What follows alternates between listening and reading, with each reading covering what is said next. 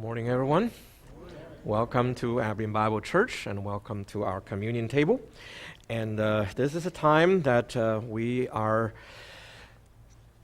through prayer, confession, dumping the dirt within, making us clear, and then we are asking the Holy Spirit to fill us, in a sense, possess us, taking control over us, and lead us to live in righteousness. And this is a recommitment to the new covenant that God has given unto us graciously, and now we are committing it again on our part, that we want to live it out. Okay? So all your power to live righteously comes from the Holy Spirit, who came from above, who lives within, if you're truly converted, born again. And however, we have a spirit and a soul and the flesh, right? The flesh contains the sinful nature that is still not dead yet. Okay? We can control over it. But sometimes it flares up. And when that comes, our mind wanders away from God's will. Our words and thoughts, and then some actions, would deviate from His will. And that, technically, is a sin. Okay, so believers still can sin. These have already been covered by Jesus' blood. However, when you sin, you live outside of the protective umbrella, then the acid rain gets on you. And then you suffer from the consequence of your sin. So how do you live a life of blessedness? By repentance, by coming back under the cover of Christ's blood, living in righteousness, by the power of the Holy Spirit, giving all honor to God. That is the Christian life. And the Christian life is a constant reminding us that we are sinners saved by grace, now considered saints by God, but only now in name and in spirit, but on the process of being made holy throughout, in the soul as well as the body. That process only finishes at the second coming of Christ, when we are resurrected from the dead. Or if you are blessed, you live in that time, you get raptured, don't go through death. But either way, that process will continue. It's guaranteed at the end. But right now, you have to deal with Satan, the world, and our flesh. So confession is the beginning of being filled with the Holy Spirit, and therefore empowered to live righteously and glorify God. So give God a moment of confession, then we'll take the remembrance.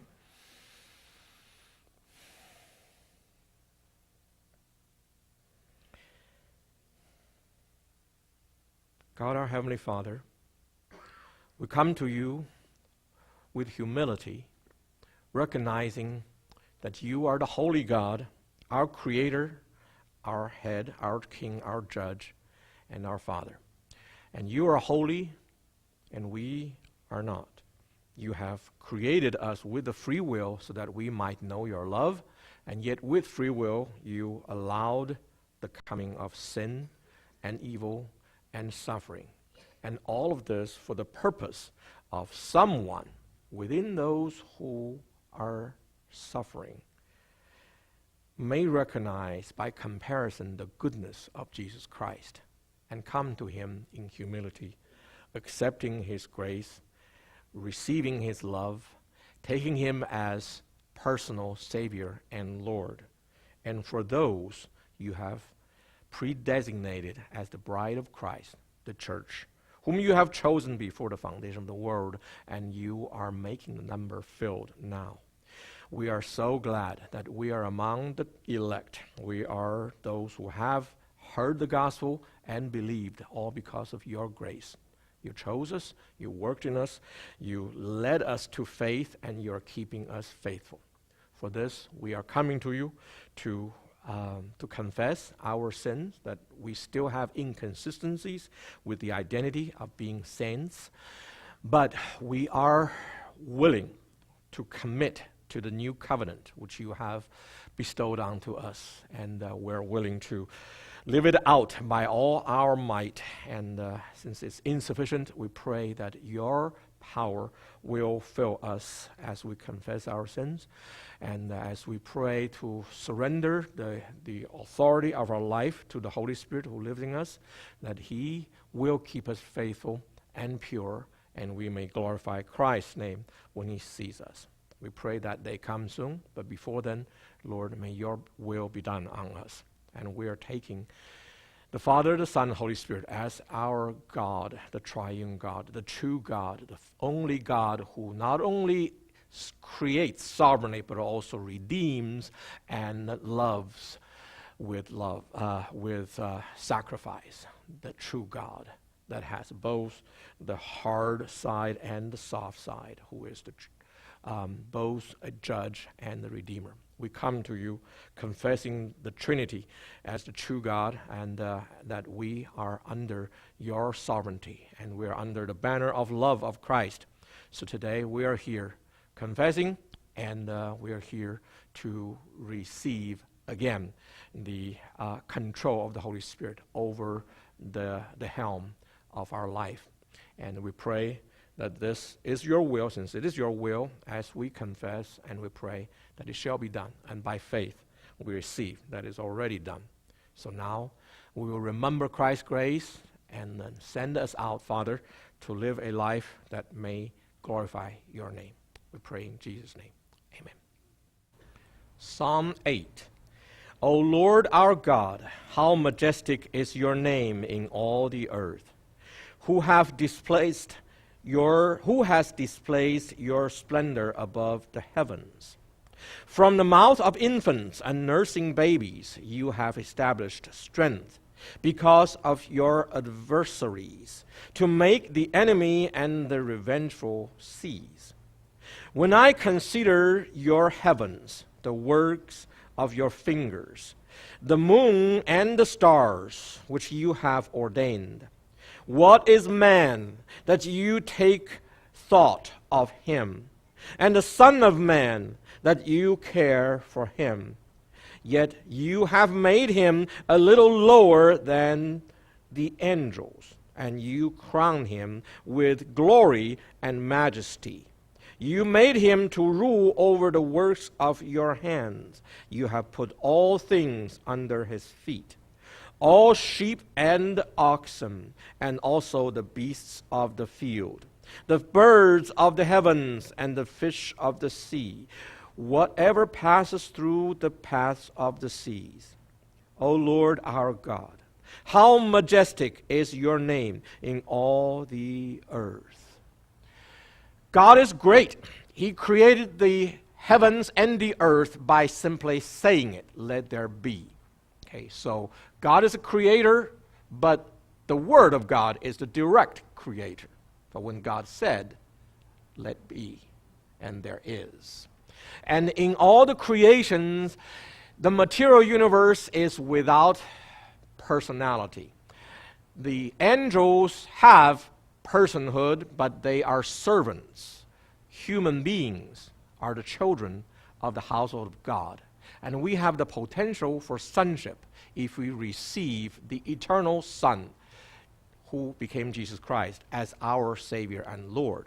And that's how we, no matter male or female, we have the sonship. Okay? We will be fellow heir of the kingdom of God to come together with Christ as the bride of Christ. The queen rules with the king, So we, the believer of Jesus Christ, we are created with a body which makes us lower than the angels. However, our soul and spirit and our position, the potential sonship, makes us higher than the angels. When we are still children, the servants are higher than us. But when we are sons, we are higher than the servants. So you are in Christ. If you are in Christ Jesus, you have already gained authority over the angels, the holy and the fallen. That's why you have power to drive out demons. You see? You are higher than them in authority. The only thing you need is the power, and that comes when you have the Holy Spirit filling you. So when the police have the badge, authority, and the gun, the power, what would the criminals do? They have to obey, right? See, where is Christ in all this picture? He's the eternal Son. He is God, one of the triune God, and one person. He came into creation and became man. In doing that, he was lower than the angels. And that's great acts of humility. He was the creator, higher than the whole universe and angels and human beings. And remember, angels are the servants. He became man and then lower than the angels in terms of physical ability. He had to depend on the word from God the Father for knowledge and the power from the Holy Spirit for miracles.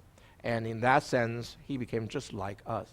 The only difference is that he never sinned. He didn't deserve death, but he died out of love for us. He died to pay for our debt to God so that we don't have to pay it with our eternity in hell. So that is the grace that Christ gave by humbling himself, becoming lower than the angels. Okay? And that's the grace that we have received, and it becomes us. It transforms us, and now we shall live as people who will exhibit grace in this world. So remember, the whole process is God, who is love. He decided to love, to create. He gave us love, the free will. He allowed us to sin, but then he gave us the redemption. Now, in this Redeemer, we live. We remember his grace, and let's make our vow. We want to live in this covenant and live out the holy life that he bestowed unto us. The body of Christ was given for us on the cross. We take this bread in remembrance of him.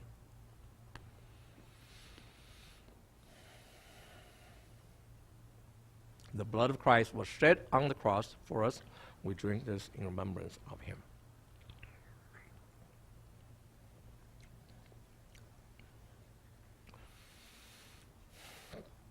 Dear Jesus Christ, our head, our Savior, our Redeemer, and our Lord, and our future King, current King of Israel, we pray that you will continue your work on us through the Holy Spirit who lives in us, and keep us faithful and sanctify us day by day so that we might be more like you. And we pray that at a time that you come again, you will finish all of your work of transformation, and we shall live in peace and in truth and in love in the eternity to come. I pray in your name to the Father. Amen.